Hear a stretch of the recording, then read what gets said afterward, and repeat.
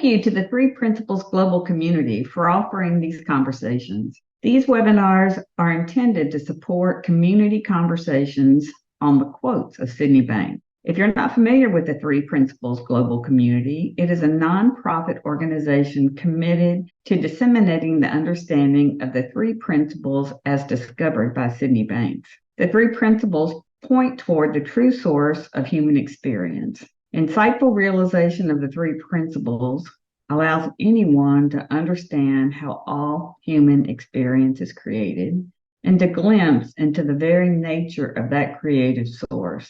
These insights uncover our natural resilience, innate feelings of well-being, and our natural connection and access to a universal wisdom found within everyone. The website is 3pgc.org.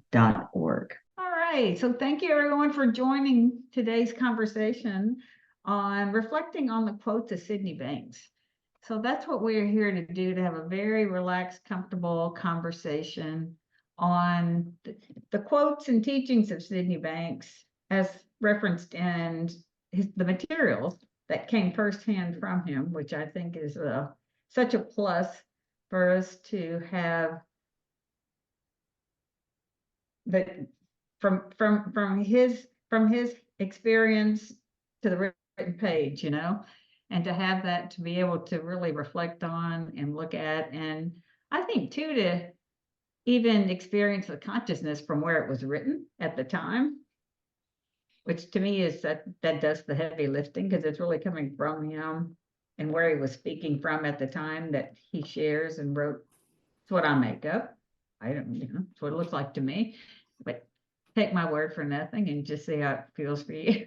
So these conversations are sponsored by the Three Principles Global community, and in the hopes of expanding the conversation and deepening all of our understandings and what we see from the teachings of Sydney Banks.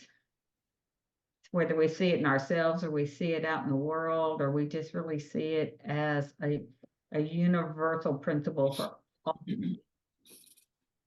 So today's quote we're going to look at is from page 65 of the Enlightened Gardener. And the quote today is, all you have to do is realize the past is now only a ghostly memory kept alive by digging into the archives of your own stagnated memories. Own stagnated memories. Like I said, I just love that part of it. And for anyone who's just logging on, if you open your chat, we have the quote from Sydney Banks. Page 65 of the Enlightened Gardener. So anybody like to start the conversation with how that quote lands in you? It can land forever, Sheree. Yeah. I can be here letting it land in the quiet that brings the what you say for me is so important, because Sid is the one that had the experience, and everything from in my experience and in my understanding, everything he shared was coming from a very deep and a very profound and very simple um, space. So it feels like it's a complete truth, and it almost makes my mind quiet to really let that land, to really take it in, taking the time to just feel that. It's almost like there is nothing. There is really nothing necessary to say, but of course we can't talk about it. It's just the feeling is very rich. I feel, when you read Sid, when you listen to him, is extremely powerful. And I love that we are centering this on his direct words, because in 2009 he said, He started the school of the work because it was already diluted. And this is 2024, and the possibility of it being even more diluted. It's real. So going back to him and the basis feels very intelligent, very like going to the source of power, not putting it out there in him, but the what recognizes the power of his words in us is what wakes up. And I just love that feeling. I had a realization about the past before I hear Sid say that. And I was sort of introduced to the role of thought in the creator of my experience by someone else.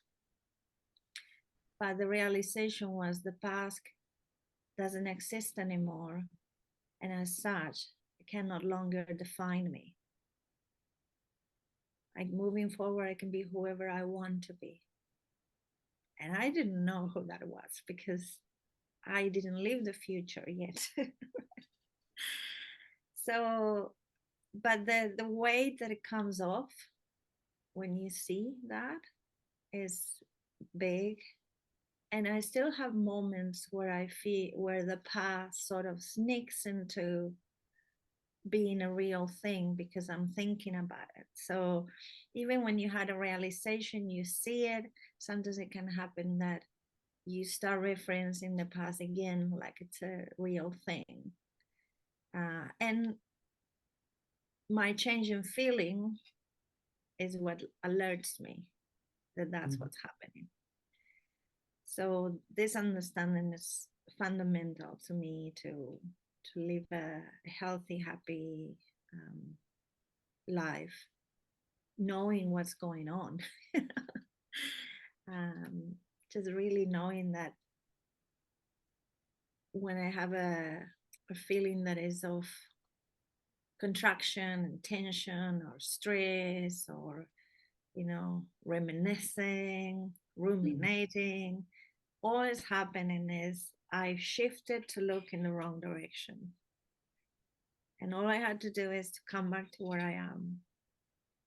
And the rest will be, will pass.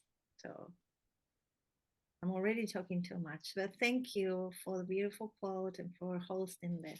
No, thank you for sharing that, because like when you started, it was like, okay, this is a quote I could live. If I just lived in one quote the rest of my life, you know, if I just used one point of reflection of the truth of what Sydney Banks shared, is like if you just had that one quote and reflected on that, that would be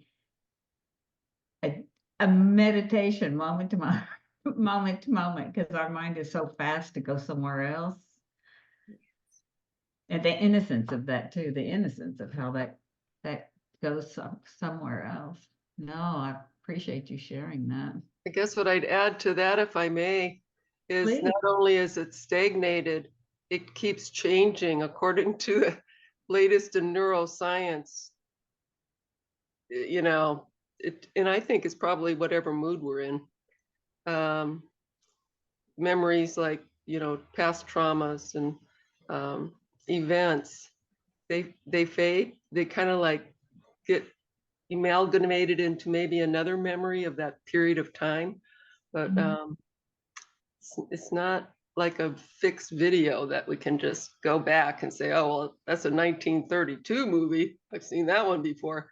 It actually does change. And so ruminating back there for me is, I wouldn't say it's fruitless, because sometimes it's such a powerful memory that I just have to come back to the moment and say, okay, wisdom, if there's something to learn in this, I'll go back. But I prefer staying here and now because I feel like I'm much more alive.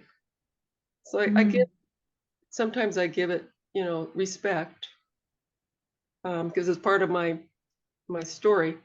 But I see the value more and more and more enjoying what I have right now with gratitude. Yeah, I think that's another way of like when you say when you reflect back, it's like, okay, I can use the tool of thought for me or against me.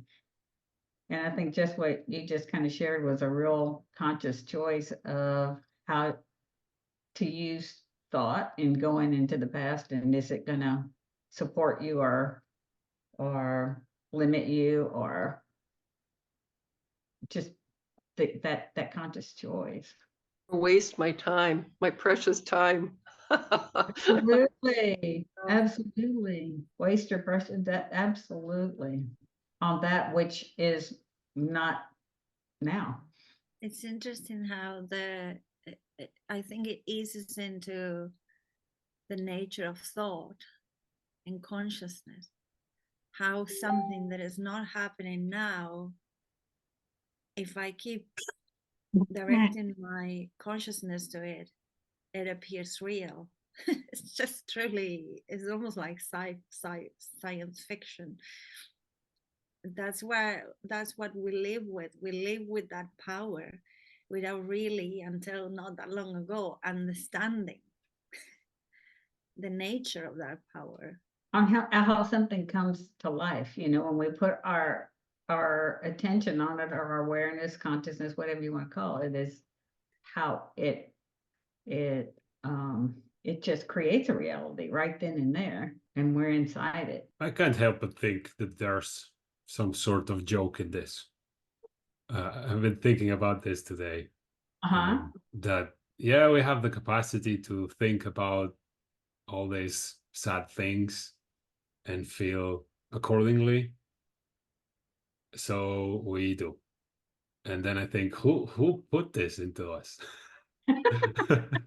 That's so true.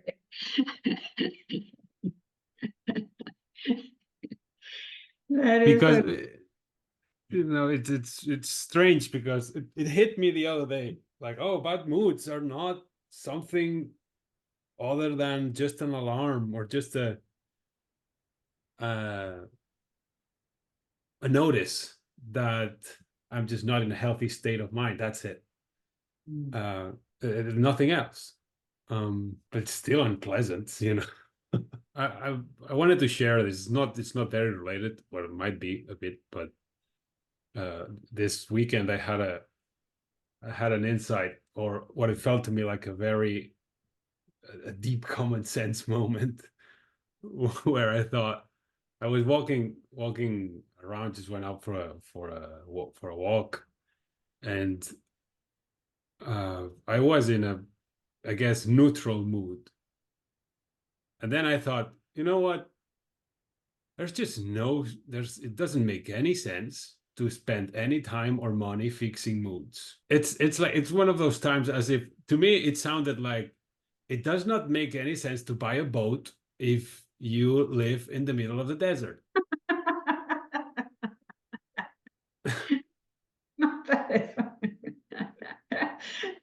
If we could just see that consistently, Yeah. Yeah. That's the best definition of an insight I've ever heard.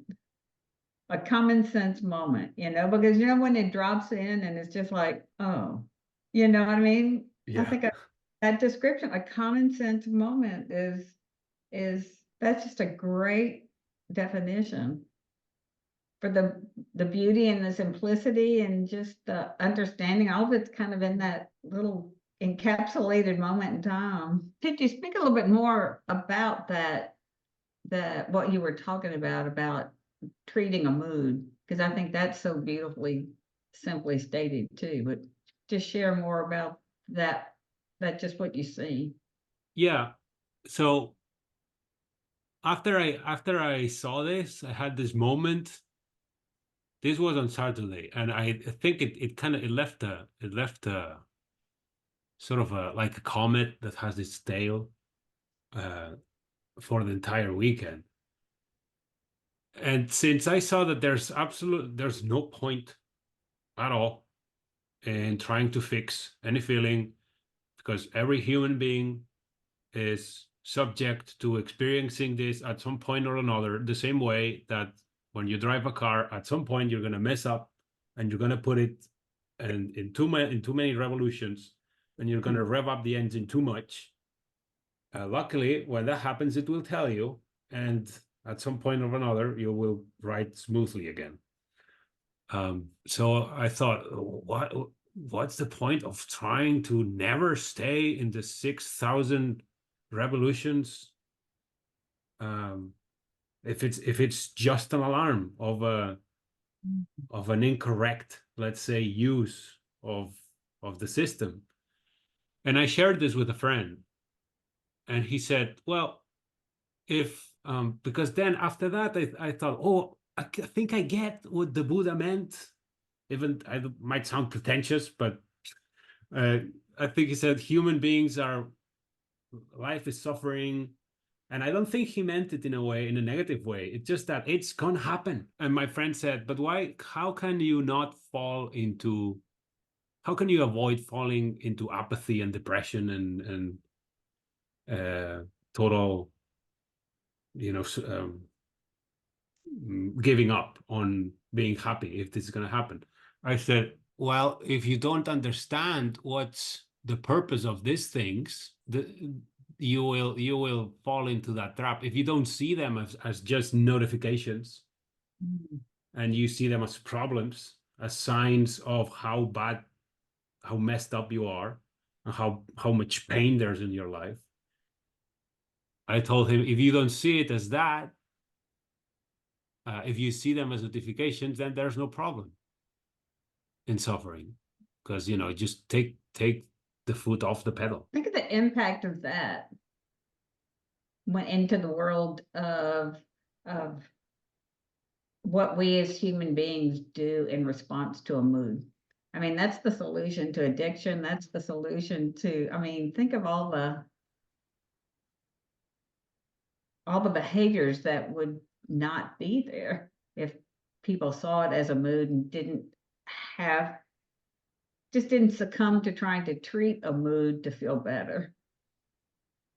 Or make meaning of the mood, to your point, of really what make meaning of the mood, and then make meaning about me having this unwanted experience, or whatever the wanted or unwanted, just put it back to that place. But that the wisdom in that. I was just reflecting on if the mood presents itself again, then that perhaps is my blind spot.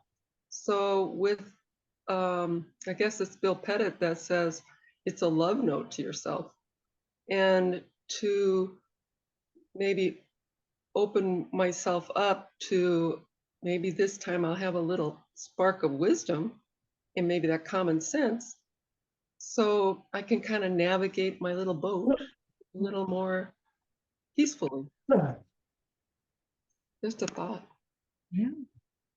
One of the things that you said you don't want to sound pretentious. And it's like, if you really look at the teachings of Sydney Banks, it's like every ordinary human being has the capacity for insights in this wisdom, so there's no such thing as pretentious, just understanding, that any human being can have new thought.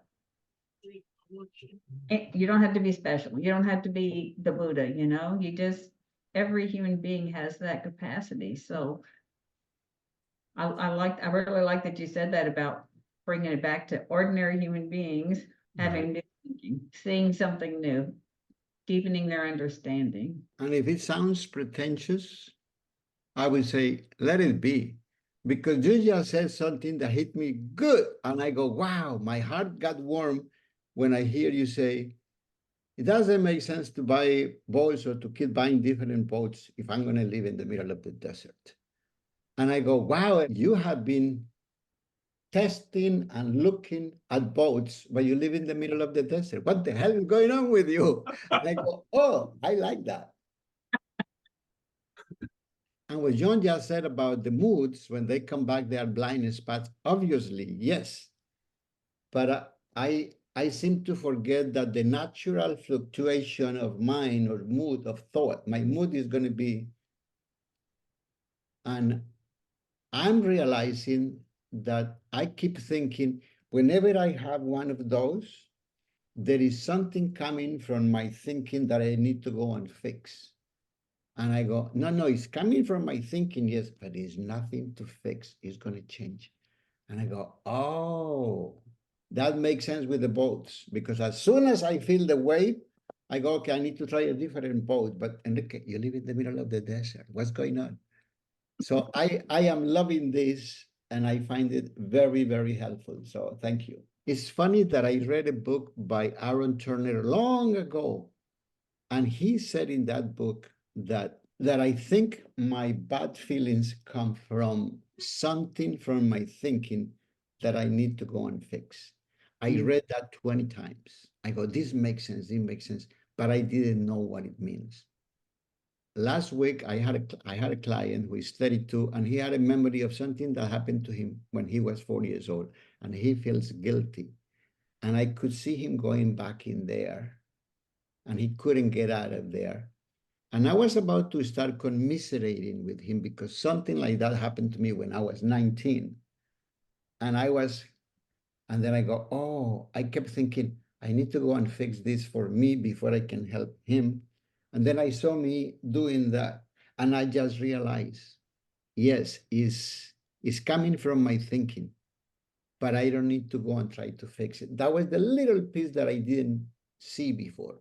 I thought, yeah, it's coming from me and I got to go and deal with it. Yeah, with this conversation that with my friend that I had, I said, if you think that there's, or if it sounds like there are some implications behind what I'm saying, it's because they are. I mean, if bad moods are just an indication of what's going on in the system, and it's an indication that you kind of went, you veered away from what's healthy, then it means that the system is designed for health, and that there's an intelligence behind the whole thing that kind of thought it all out. And when I was telling him this, I kind of got a feeling of awe for a little moment because it's I think it can fill you of wonder. I think if you consider the possibility that there's love behind the whole thing, which means there are good intentions behind the whole thing, behind nature, behind everything that exists. I may.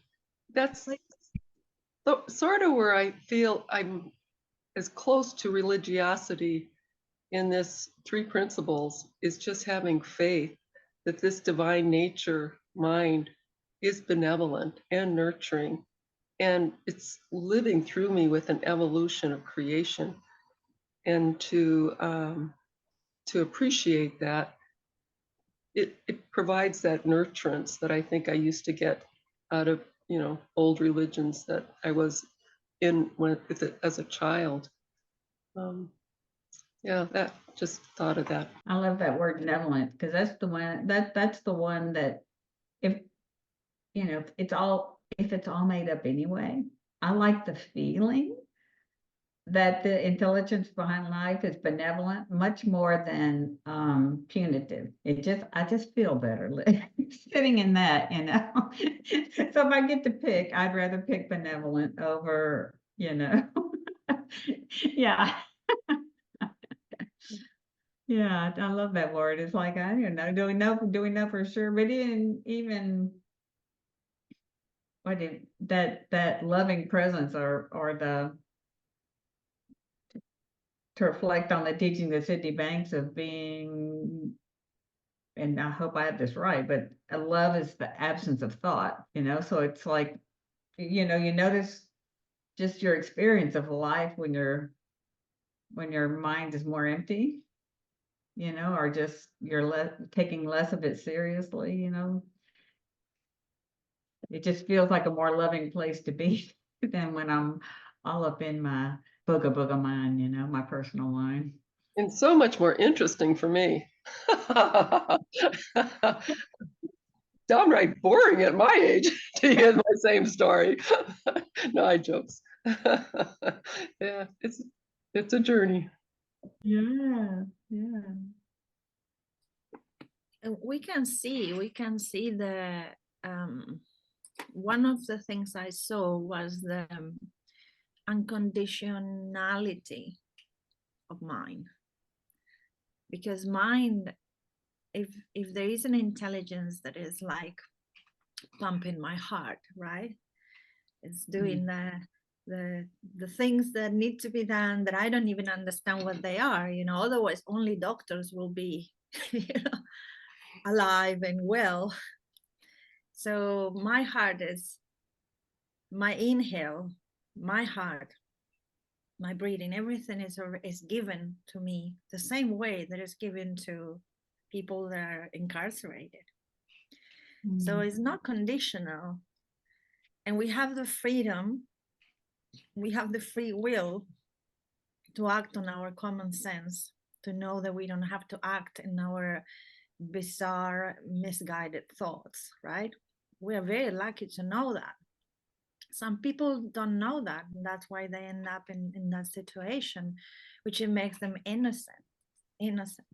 Doesn't mean they don't have to, you know, go through with their punishment or their correction. It's supposed to be a correctional place, you know, not a punishing place. But I saw how unconditional it is. It's just given, it's pure giving. It doesn't ask. It gives without looking at your merits, right? It's equalizing, you know, equanimous. I don't know what the word is, but, and the other thing is like, faith was something that I didn't think I had, because in the past, you know, religion and faith, it was like all a bit woo-woo to me. But eventually I just started seeing that when you observe the workings of it and you see it, it's not really up to faith anymore. You see the flow of life, and you know it's there.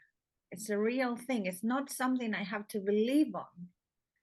If I can see it with my own eyes, in my own being, and other things. So trust and faith, they're kind of together, right? They're like relatives. And they're very useful at the beginning of, you know, when I started turning towards the spiritual side of life, my intellect wasn't quite sure, you know. I'm not quite sure, but people keep talking about this, so there must be something to it. So that's where trust came into the picture. Trust that why would my teachers were telling me I am of a spiritual origin? What could possibly be their agenda to share about this innate health? And then everything kind of cascade into my own realizations. So it's interesting to share this now with people that are coming in fresh into the principles, you know. And remember that sort of skepticism that I experienced. You know, I was going to meditation retreats, I was going to this other thing, I was going to other things, but I had this sort of skepticism, and that eventually just dissolves on its own. There is nothing we have to do about it. Just life shows itself to us, and there is no words. It's a lovely reminder. It is. I love what you say, because I love you really described, I think, a journey for so many. You know, you have faith and then you trust. And then when you really, to me, the gift of Sydney's enlightened experience, or whatever you want to call it, what he saw, it was, oh, I don't have to have faith and I don't have to have trust. This is the way it works. This is the way it works, you know. And it's like, oh, yeah, I mean, I'm not dissing faith and trust, but when you really see that this is the way it works, it's like, oh, I can rest. I don't have to grip on faith or grip on anything. It's just like, to me, it comes back to like gravity. It's like, I don't get it. I don't understand how the World Wide Web works, but it does, and it connects all of us from here we are in a global conversation. But that part about when you really see the principles in action is like, this is how it works for every human being on the planet. Their experience is happening because of this. And back to the point of having a fresh understanding or an insight or seeing something, and it's like that could happen at any moment, any time, to anybody inside a jail cell, like you said, or in the anywhere else in the world, that they are creating. Their experience is being created by the same three things we look at, and just see the simplicity but the depth in it at the same time. I love what you said, Sherry, about gravity, that you don't know why that happens, but you understand that happens. That's such a cool analogy. And I also wanted to share, because I'm quite happy about this. After this moment on Saturday, as I said, more stuff started to pour out. And up until now, for me, the three principles were kind of a little bit of a memorization. Like, okay, mind, consciousness, and thought. But then, talking to my friend, I kind of saw that, well, it's true. We are alive, we think, and we feel, and that's how simple you can get it to be. There's no more, and that's easy. That's easy to check. That you don't have to test it, or you don't have to believe in it. It's just there. Yeah, that was a moment for me where I saw like the simplicity of it. You just think, feel, and are alive. That's it. You don't need to put any, I don't know, crystal balls around it. It does take the woo-woo out of it, if whatever woo-woo is, you know what I mean, for the part of our intellect that wants to make it a lesser of some sort, a lesser intelligence than your personal mind, our intellect on it. Just this morning, my son wasn't in a mood, so on the way to school, and he was really holding on to it. And he has his SATs this week, and then he was really excited about it till yesterday, and then this morning he was just in a mood, and and then on the way to school he said, I think I'm just gonna tell my teachers I'm not going to do well this week on my SATs because I'm not in a good mood. And I just said, okay, so you made up your mind about that and you think that is wise? And that's what I left him with. And then he went to school, and then I picked him up, and he's only 8. And then I said, so how was it? Oh, Mommy, it was great. And I got it all right today. She already looked at the results and said, some of us got right and blah, blah. And I knew I was one of them, blah. I said, okay, so why do you think your day changed? You were determined that you were not going to do well. Yeah, Mommy, I just stopped thinking about it. And then everything went well. And then, so he did that. And then also the teacher asked them today about resilience. And then he said, yeah. And then I said what I was thinking, how you can have resilience and everything. And he's only 8. And then he said, I have had experienced certain things in my life because obviously we have a domestic violence background. So he has experienced some things. And then he was like, but a while ago, I did allow it basically to affect me, but now I know I can be okay. And then it was just so beautiful because he started his day completely stubborn. No, I'm in the mood. That's it. Today is going to be this way. But then for whatever reason, he decided, no, I'm not dwelling on whatever I was thinking. And he done well at his SATs. And then he got his own insight about, yeah, I have been through stuff, but I'm okay. And he was even able to share that in the class. So it was really beautiful and touching for me. 8 years old. Yes. Yes. Wow. What a difference. And and just to see that at So to me, I think it's so amazingly profound that the innocence of that clear mind, and whether he knows what's happening in the background or not, but that you see the principles in action right there, and his most natural living his day. But you give him the understanding, Siobhan, which I think is such a really a benefit to your kids, that you can give them the understanding behind what they're experiencing. That's also an insight I had for myself, because at the moment, I mean, I started working now more, which is beautiful, and I'm finally able to work as a mental health facilitator and share the three principles and everything. But we are still obviously on benefits. I'm not the richest mom and can't give them everything. But what is so beautiful is now that I have this understanding, what I can give them is worth so much more than money. And the results that I have seen in my children because of that, no amount of money can ever give them that. And that's one thing that I saw for myself. And yeah, you can describe it, but I'm just very grateful.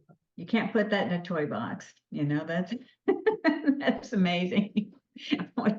The gift that you give them, it's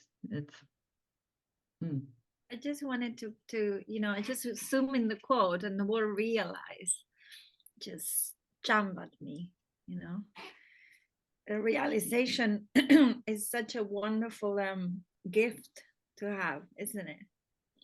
Because it's not of this world, it's something fresh and new, and it takes you back and you see things differently. It's like it's not our intellect coming up with a better idea. It's just like an opening, which is actually is pointing me to another quote from Sid.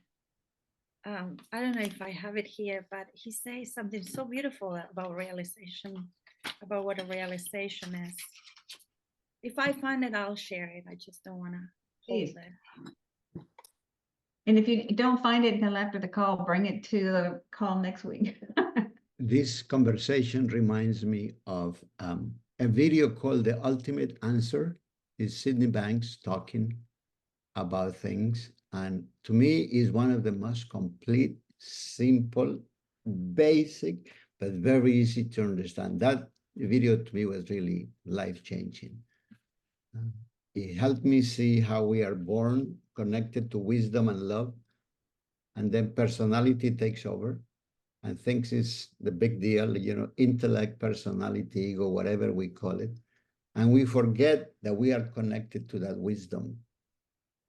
And all we have to do is slow down and reconnect. And then something magical happens. And this meeting has been doing that, just like little pointing, Enrique, look in that direction, look in that direction. And it doesn't have to be one. I can see each one of you as you talk, I go, oh, that way too, that way too. So it makes it easier to share with clients. So if you have not seen The Ultimate Answer, I think it's available in Amazon. I don't know if it's $8 or $9 that I paid when I saw it. And it was very good. That's great. I wonder if it's in that 3PGC under all the SID recordings, maybe even there. I don't know, but I've seen it, but I don't know where I've seen it. It's not. It was made available only a few weeks ago, but I can share it on Facebook. Oh, great. Beautiful. Great. Yeah. Before a month ago, there were clips of it. And around a month ago, it was published in its entirety. There's two beautiful resources. One is called The Genesis of the Principles, and the other one is The Ultimate Answer. Excellent. Excellent. I think you just put that in the chat. I put that in there, yes. I laugh about the people that have SIDS recordings on cassette tapes, And it's like, well, how they ever are going to listen to those again? And now I have them all on CDs. It's like, well, I don't know how I'm ever going to hear those again. So the evolution of, you don't want to lose that material. So I'm glad it can be brought back to life in other formats, so it continues on. One thing I would like to say before we go is, for the last, I would say, year, I've been dealing with insecurity of sharing the principles with certain people. I decided I'm going to talk to this group of people, but not to others. And after rewatching the ultimate answer, something shifted inside of me. And now I'm talking to whoever wants to talk about it, because I realize it's the same thing for everybody. It's like nothing, it's not that difficult for me. And what I realize is, for me as a person, I was worrying too much about, I was thinking too much about me, my image, what is going to happen to me, my personality, my social media, whatever it is. And then I realized, oh, there is more to life and to sharing the principle than thinking about me. And if I can use that in relationships, then I can use that in any other kind of relationship. And that gave me a very good feeling, and I feel more relaxed. And I think these conversations like this is making me bubble more in that area. Yeah, really, when you see that whoever you're having a conversation with is, they're human too, that's the great leveler. You know, there's none of these conversations we're going to have with anybody in a skyscraper or in a kitchen, that if it involves human beings, it's all the same. So I'm happy to hear that, because it has been in front of me and I didn't see it before. So it's a beautiful thing. Yeah, but you don't see it till you see it. You know, a moment of common sense, but it was not common before I saw it. Not to me. Not to me. That's the beauty of it all, though. That's the beauty of it. Thank you very much for listening. There are abundant resources to learn more through the 3PGC website. You can also learn more by visiting my YouTube channel or my podcast, Connected Living: Truths and Understandings for the Business of Life.